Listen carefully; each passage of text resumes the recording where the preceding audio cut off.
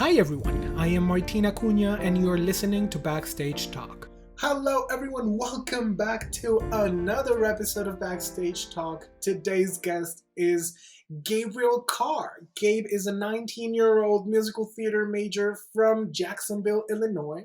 He is currently studying at Viterbo University in La Crosse, Wisconsin, and is very excited about the future of his studies and the opportunities the industry has for him. I actually found Gabe on TikTok. Like most of the guests this season have either come from TikTok or Twitter. Um, and I was really, really impressed not only by his talent, but how he lives his day to day as a musical theater student. And I'm really, really interested for all of you to listen to the insights he can provide on the audition process, being a musical theater student today, his experience at Viterbo. So, Gabe, welcome to Backstage Talk. I'm really, really excited to have you over. Hi, thank you for having me. Yeah, I'm really excited too. I love it. So, what did I miss on your bio? Tell us a little bit more about yourself and then share with us a random fun fact about you. Well, as my bio does say, I am an energetic, loudmouth theater kid who is a Jeremy Jordan wannabe. And a fun fact about me is that a lot of people actually, I don't think I've really actually shared it on social media, but I actually am a big gamer, actually. I'm currently talking with a whole 2-monitor gaming PC setup right over here. And yeah, I could catch that from your seat. That's a gamer seat. yes, yes. Love it. And you also are like an ultimate Disney fan. Oh So yeah, I love have that. Splash Mountain Water essential oil in my room right now, and it smells great. Absolutely love it. Love it, love it, love it. So let's dive into your theater journey, your musical theater journey. So, which was your aha moment? Well, I remember when I was first introduced to like the prospect of theater in the first grade, and it was the day before spring break commenced, and the parents were there for some event thing I don't remember, and my mom and dad were like, "We have a surprise for you," and they handed me a ticket that said Shrek the Musical on it, and I was like, "What is this?"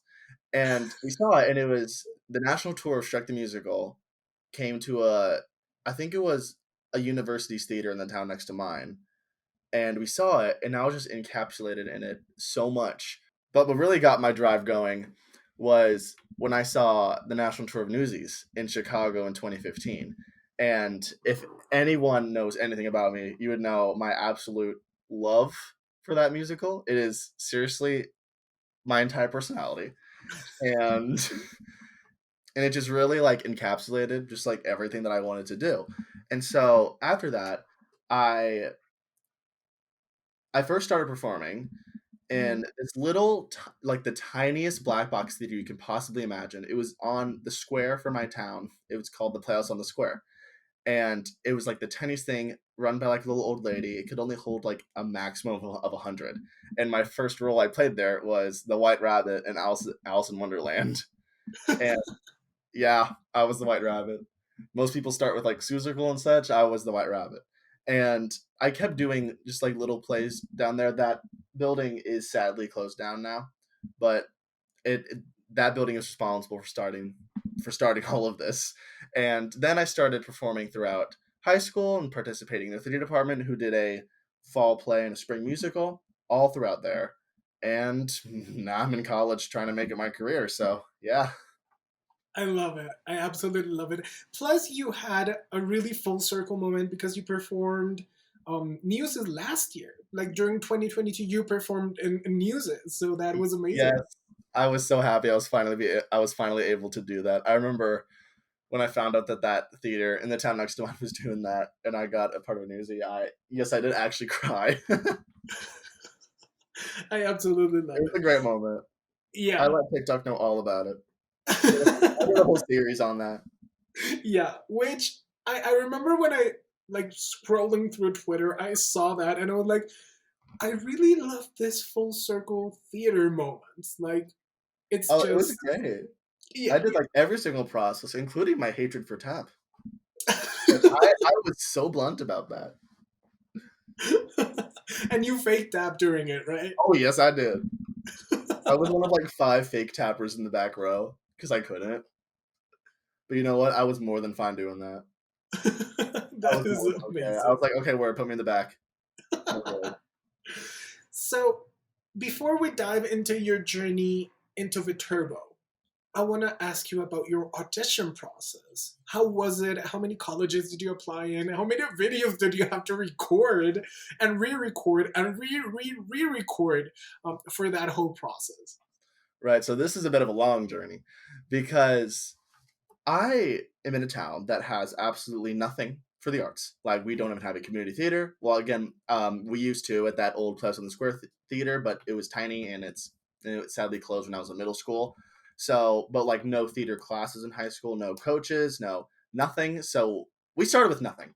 And my mom eventually joined a like college audition parents Facebook group because moms. And Yay for theater moms. heck yeah. And well, she was a dance mom before this, so yeah, she had experience with this. Um, but I remember she told me that she first joined it, and then she saw people talking about audition coaches, like paid services and intensives and all that, and she cried. Like it was like so overwhelming. And I joined one for the kids, and I was just like, how the crap am I supposed to do this? But I was just like, well, I just gotta do this, I guess. And so like recording pre-screens for me was kind of a hot mess because I'm the kind where I overthink like nobody's business. So if I'm playing it back and I hear a note that's like 0.000.01% flat, I have to just delete the entire thing and start over. So that took like almost a whole month. And my first in-person audition was equally a hot mess because plans changed and it ended up being one of my top schools. So yeah, that obviously didn't happen. um, there was also a tap portion, and you can imagine how that went. I could see the struggle on your face. I'm fine now, but like mercy. Back then, I was just like, heck no. But I will say that with every single one that I did, I ended up doing like 12 schools total.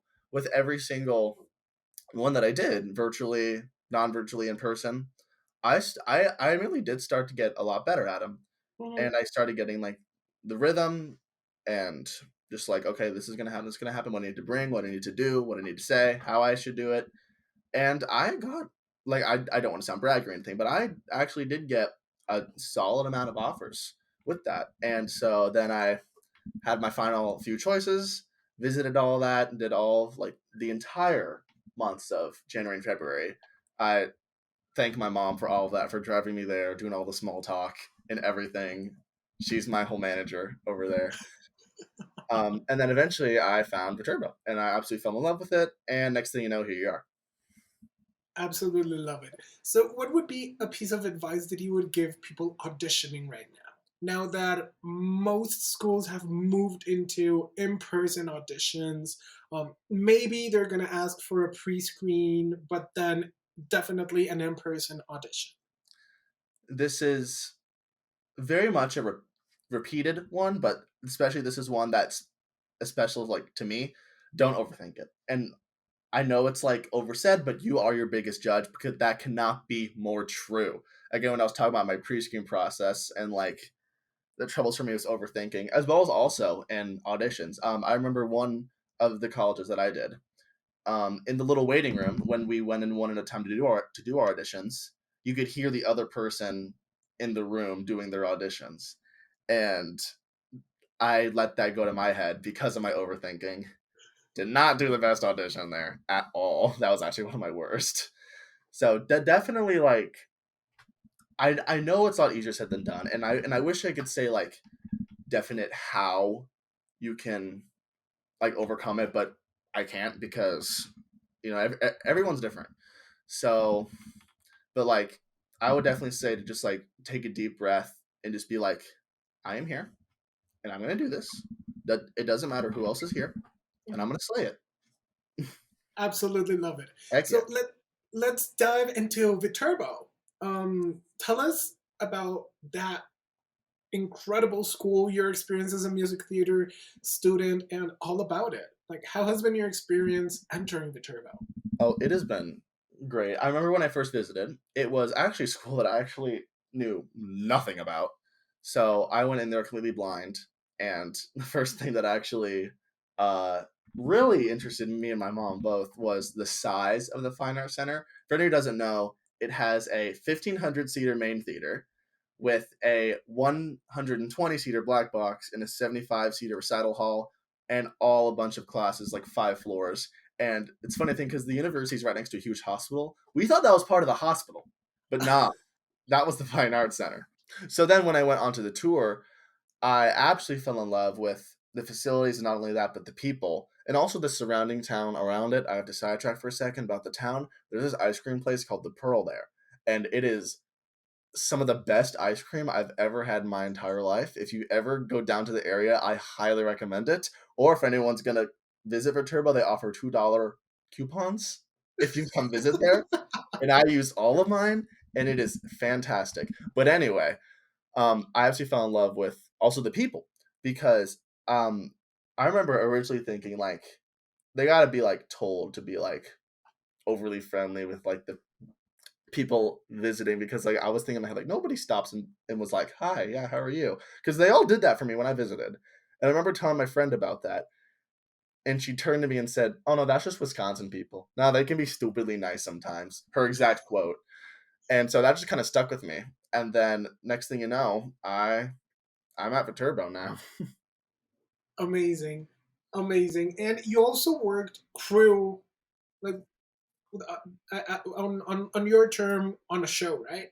Yes, so at Viterbo, the first years for the first semester, as part of practicum, work backstage for one of the two first semester shows. I did Footloose, and it was so fun. I got to do like the flies, like to pull on the ropes in the back, and I've always wanted to do that. So it was great. It also was so fun to just like talk to the upperclassmen backstage and like get to know them and watch them, and definitely just get the idea because I was just like, well, dang, I'm in this with these people, and I definitely wanted to share like that excitement. So that's where I started actually my TikTok series, where I started the full title, Day in the Life of a First Year Musical Theater Student, because nobody asked, is the Which entire I title. love. I love those series. Because I wanted to share like that excitement, but also like the frustrations of just like being a normal college student where just like, well crap, the pod is closed, so I gotta submit myself to the calf food. Or like praising about Quick Trip because it is the best thing ever. Or or just like stuff like that, or it's like, well or like well the class is canceled, so I get to go back to a nap. So I just wanted to make it really realistic like that and share that with people. And I feel like that's something that I was able to do with TikTok with that series. That's incredible. So, besides the people, what's the best part of being a musical theater student at Viterbo? I would say definitely the faculty. I cannot praise them enough. All of them are supremely talented and also extremely uplifting. Those like my vocal coach, the dance teacher, the main dance instructor. He's actually been on a chorus line, the world tour, as well as a couple other Broadway credits I do not remember the name of, and other ones like my music theory professor. She is absolutely wonderful, and also my vocal coach helped me through so much, as well as my overthinking. He's great, but yeah, I cannot stress about how incredible the faculty is there. They're absolutely the most uplifting people I've ever seen in my entire life. And talking about your vocal coach, you posted not so long ago on your TikTok the transformation video from this song from the last 5 years, and Yeah, that journey is amazing because that that was song is really hard. Yeah, But that was about 1 month into college, if I remember right. Yeah, wow. Wow, I'm just with I'm just thinking about that back now. so what is a risk that you've taken that has totally paid off so far?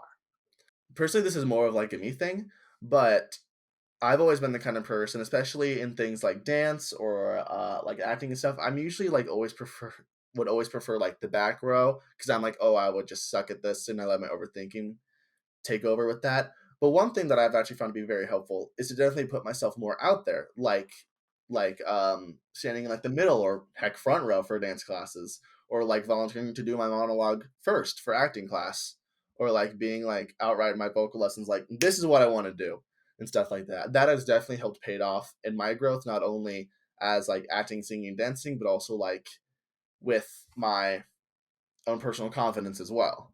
So that's something that's definitely paid off for me. Love it. Love it. Any last advice that you want to give people either auditioning or entering their theater programs right now?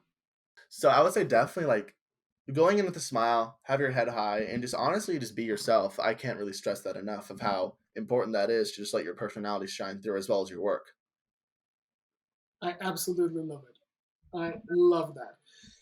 Before we wrap up, your top 5 dream roles in musical theater. Go ahead. Right. I got this. Any role in the Book of Mormon. I absolutely love it.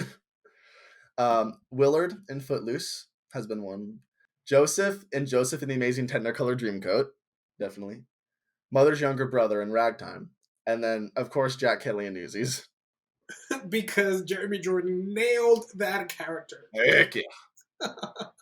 And last question. Top 5 favorite musical theater shows. Besides Newsies. We already got that one number one. 5, I put Ragtime. 4 is Legally Blonde. Laura Bell Bundy. Love that woman. Yes. 3 is Book of Mormon. 2 is Joseph in the Amazing Technicolor Dreamcoat. And of course, we all know number 1, of course, that's Newsies. Yes. Because it's time to seize the day. Heck yeah. I love that. Gabe, thank you so much for coming over. Thank you for your insights on your experience as a student. I really, really know that you will have a successful career, and not only in college, but when you're out. So thank you for being here in Backstage Talk. I really appreciate it. Of course, thank you for having me. Thanks everyone for listening to this new episode of Backstage Talk. Remember to follow us on Facebook and Instagram at Backstage Talk Podcast.